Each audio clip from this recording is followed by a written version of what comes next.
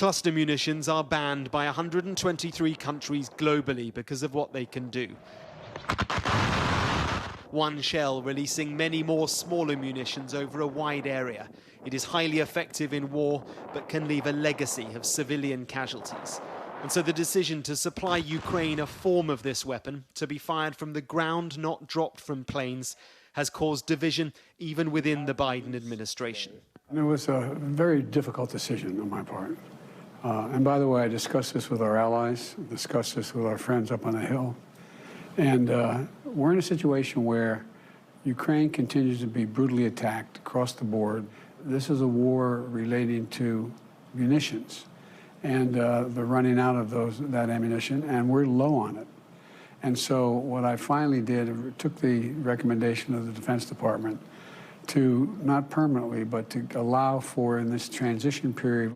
It is a candid statement from the president that conventional artillery stocks are so low. The rate at which the Ukrainians are using them up has surprised everyone. There is an acceptance here that the Ukrainian counteroffensive is slower than had been hoped. Cluster munitions could significantly change Ukraine's fortunes, and officials here at the White House point out that their weapons are much more sophisticated than the cluster munitions already being used by the Russians. Fewer bomblets failing to explode, fewer civilians at risk. Far more civilians are at risk, they argue, by continued Russian aggression.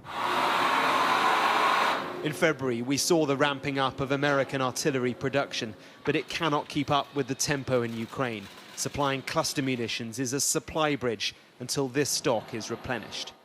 Britain's reaction was carefully balanced. Essentially, we can't do it, but you can. The UK is signatory to a convention which prohibits the production or use of cluster munitions and discourages their use. We will continue to do our part to support Ukraine against Russia's illegal and unprovoked invasion.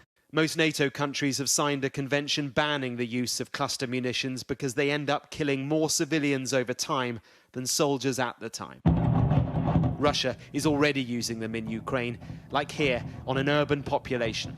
Ukraine's government has assured Washington that it will not use the munitions over areas where civilians remain, but on battlefields which will already be uninhabitable for many years, strewn with unexploded ordnance. But it is the continued support of American politicians who enable President Biden which could determine the course of this war.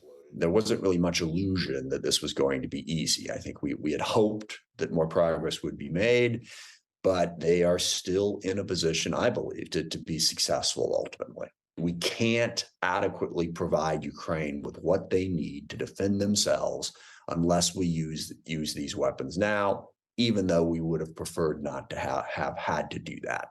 All 31 NATO leaders meet this week to reflect on progress in this enduring European conflict. Mark Stone, Sky News in Washington.